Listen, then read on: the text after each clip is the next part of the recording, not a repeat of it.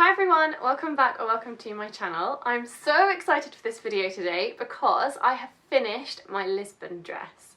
So you may remember if you saw my Lisbon video, I'll link it in one of the corners now if you'd like to check it out.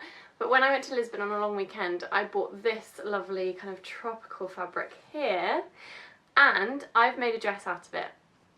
Now the reason it's so exciting is because this is actually the first dress that I've ever kind of winged it with and self-drafted and just done myself. So I used a few YouTube videos and things to give me a few kind of technical hints of how to do things, but I didn't use a pattern, I just drafted it all myself. So without further ado, I hope you like it, I'm going to show you my dress. So this is the bodice, this is jersey fabric, which is from the Village Haberdashery.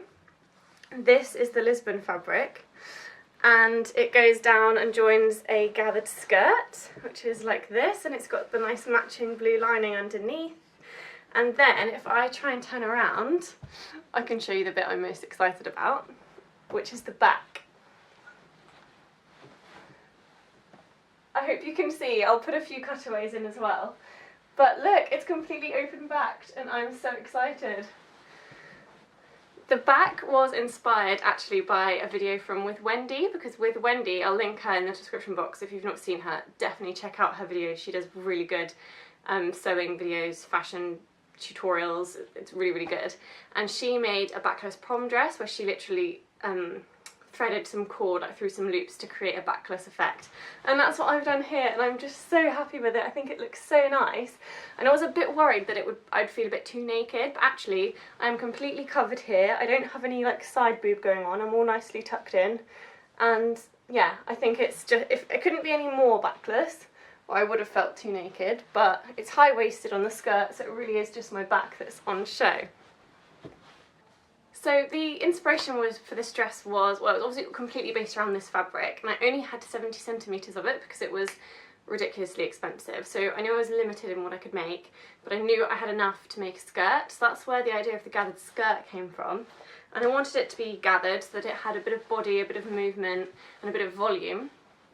Particularly as I've got my shoulders out, because I'm not sure how much you'll be able to tell this, but I've got very, very narrow hips, but I do have shoulders. Everyone has shoulders, but my shoulders are not broad exactly, but well, they kind of are. I've got slightly broad shoulders, particularly in comparison to my teeny tiny hips. So I wanted to create that body in the skirt and then have a more fitted bodice. I have several weddings that I'm going to this summer, so I also thought I wanted to make something really summery that I could potentially wear to a wedding. I am aware though that this is being quite backless, it might not be 100% appropriate for a wedding, but I thought if I find like a shawl or something in a matching colour, or a little jacket that I could wear for sort of any kind of more formal ceremony part of a wedding, I thought it could work really well. And I've already got ideas for making like some kind of matching like headband, you know, fascinator type thing.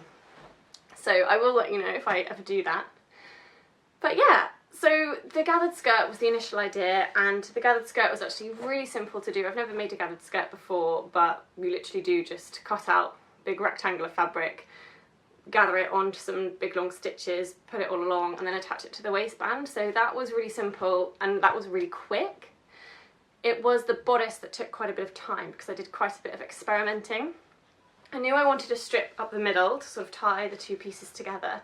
And I found this lovely fabric, as I said, from the Village Haberdashery. It's actually jersey fabric, so it's probably it probably isn't the ideal type of fabric. It probably would have been good if I'd have used like a woven fabric, just because it might have had a bit more structure.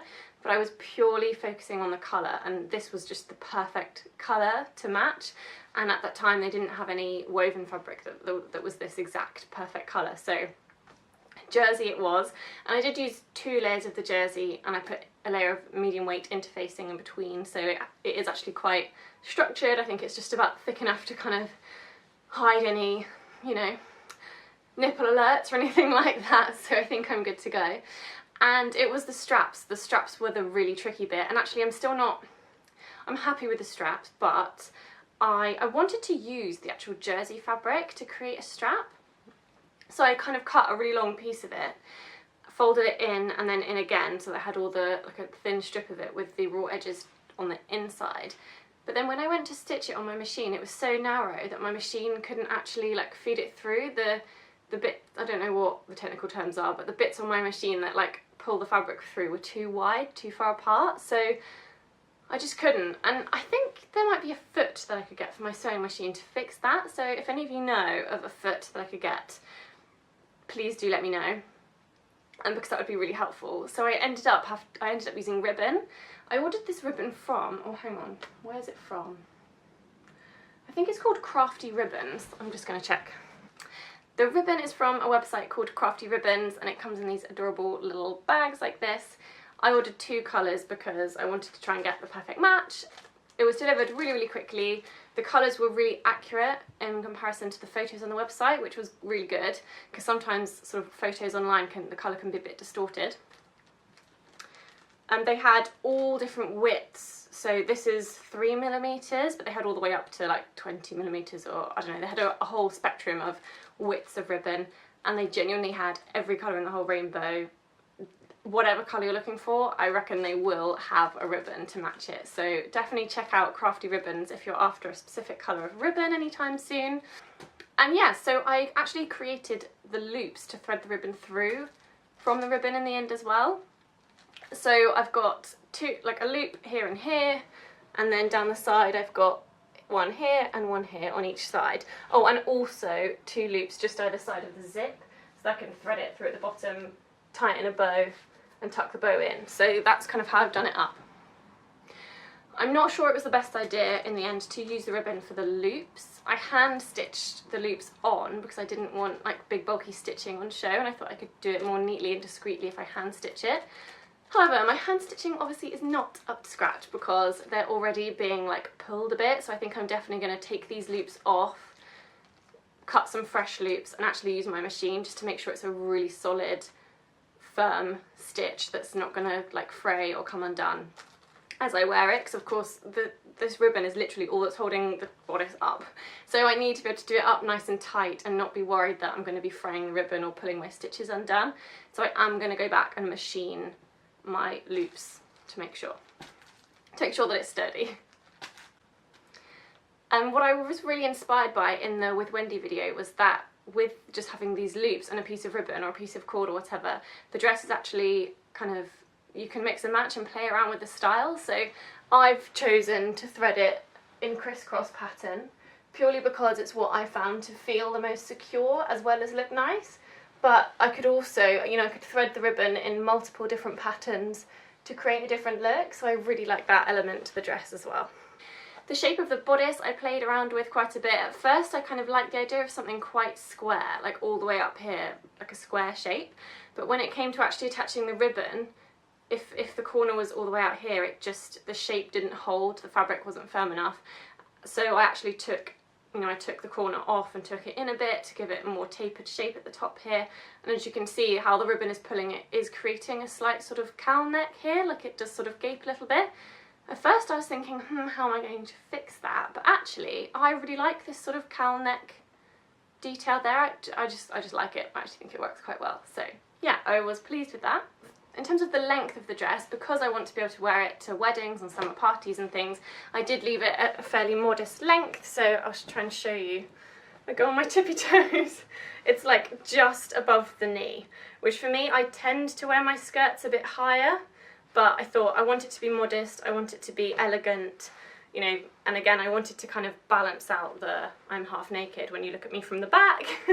So I did leave it like to the knee as opposed to any shorter, and actually I just think this fabric from Lisbon, the tropical fabric, is just so beautiful. It deserves for more of it to be on show. So yeah, I will insert a few kind of clips of me wearing the dress. I have been out on a fun little photo shoot where I kind of twirled around and posed and had a great time, whilst my very helpful fiance pointed the camera at me. So I'll put in a bit of footage here just so you can see the dress in a bit more detail and see it in action. I'm so pleased with it. For my first ever attempt at drafting something myself, I think it's a real success. Obviously things could be improved, and I've learned a lot from doing this. The main thing that could be improved is just the loops, how I'm attaching the loops. If any of you do have any tips or advice on if you've ever done a similar dress where you've needed to attach a loop to put a strap through or something, and you've got any advice, do let me know. So yeah, that's it really. Please do let me know what you think of this dress in the comments below. I love hearing from you all. In general, I want to say a massive thank you to anyone who's been leaving me comments recently. Your comments are so helpful.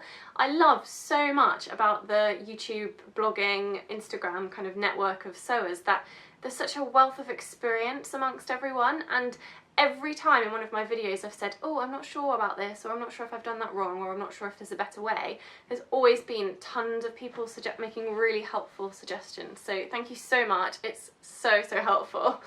And yeah, I'd love to hear from you all again in the future. Thanks so much for watching. Please do give this video a thumbs up if you enjoyed it, and subscribe if you would like to see more, and I'll see you next time.